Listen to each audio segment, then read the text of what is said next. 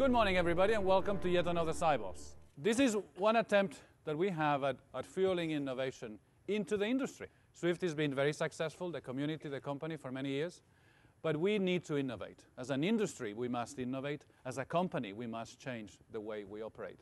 Not only messaging will become free at some point, security will become pervasive, and delivery or quality of service will be guaranteed in the world of networks, but also there are new challenges for the banking community, for the financial institutions in the market, and we want to be part of that innovation.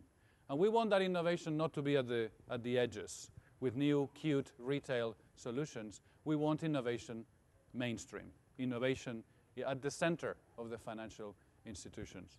And that's why we have a team that is shaking the tree. And I'm sure that you all have teams that shake the tree within your institutions, but are their voices heard?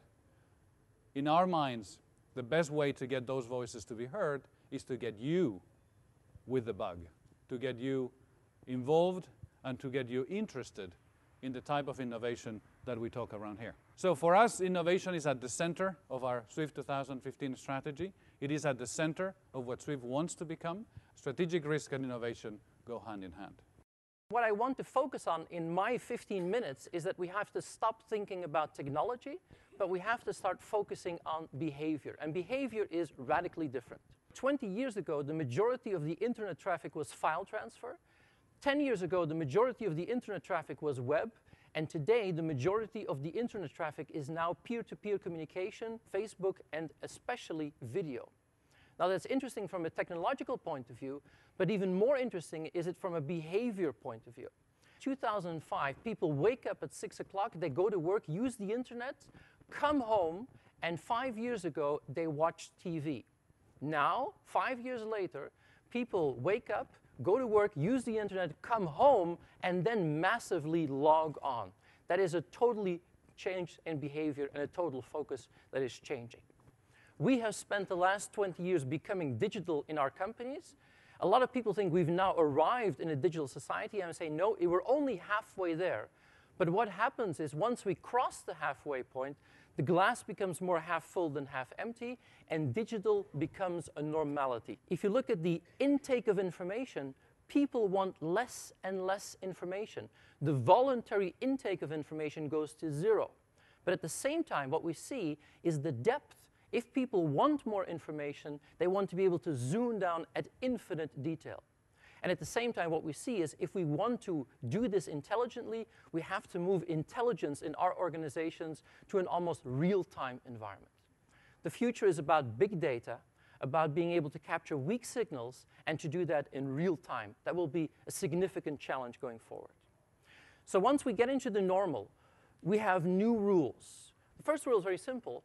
Once digital becomes a normality, there is a zero tolerance for digital failure. Rule number 2 is it doesn't have to be perfect. MP3 is good enough technology. Netbooks are good enough technology. In the old normal, we aimed for perfection. In the new normal, velocity is more important than perfection. Rule number 3, in digital, we can measure everything, but at the same time, rule number 4, we have to abandon absolute control. So, in conclusion, it's not about digital anymore, it's about being clever. It's not about technology anymore, it's about technology-enabled innovation. If you see how we will interface, communicate, collaborate in the next couple of years, it is mind-bogglingly beautiful.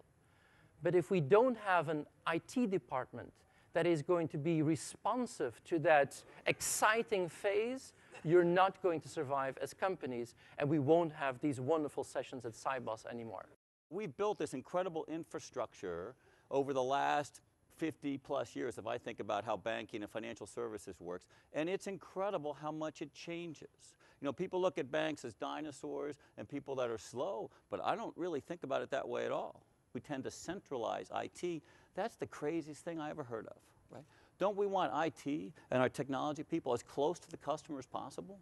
Don't we want them actually talking to customers, even if we're nerds? Right? Because it's only when you're by your customer who are adopting these tools and then adapting and changing. And if you're not close to your customer, you're just going to miss it. And that seems very important to me. One thing we haven't heard anyone talk about too much yet is security and trust, which is very important to financial services. And you think about how that works, right? A little bit of trust change and suddenly there's a financial crisis or something happens, right?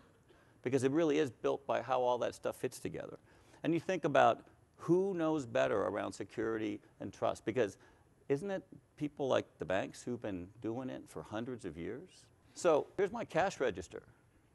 Here's my payment device right now. I don't need fancy networks. I don't need fancy things sitting on my computer. Particularly if I'm a small business, I put my cash register software in this thing. I'm paying with this. It's an amazing time where we can take these things and think just a little bit different and take a lot of what we've known and build up over the years and all the trust and build something that's going to add so much value to our customers and so much value to how commerce works and how businesses work. I mean, that's kind of why it is so exciting to be in the now and thinking about tomorrow. Thanks. If I could distill it down into one main concept or takeaway, it's that there is a class of young, intelligent, creative, passionate people who have become disillusioned with the debt-based monetary system and are busy creating new infrastructures right now that are allowing a peer-to-peer, commons-based economy to emerge in parallel to what currently exists. And the foundation of this economy is based on trust and on transparency and on the ability of distributed networks to self-organize. And now with the web as a grounds for experimentation, we're learning new ways to link unmet needs with unused resources, to innovate, to generate value together, and to build resilient communities. And I think that this is the prototype of the future, and I think there's some really interesting opportunities for partnership here.